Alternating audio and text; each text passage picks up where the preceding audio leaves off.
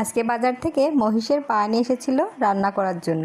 সেটা আমি এখানে ছোট ছোট টুকরো করে নিয়ে নিয়েছি পরিষ্কার করে। আর এখন আমি গরম পানি দিয়ে এইগুলা ভালোভাবে ধুয়ে নেব। তাহলে যে পায়ার এক্সট্রা একটা গন্ধ থাকে সেই গন্ধটা আর লাগবে না।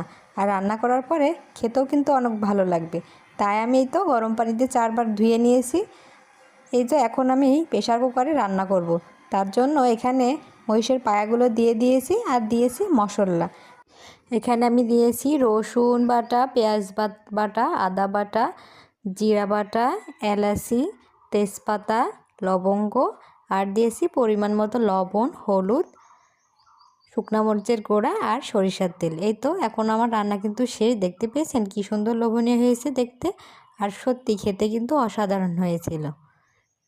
একদম খুলে খুলে চলে আসছে হাঁড়ি থেকে। আপনারা যারা এভাবে রান্না করেন অবশ্যই কিন্তু রান্না করে খেয়ে দেখবেন।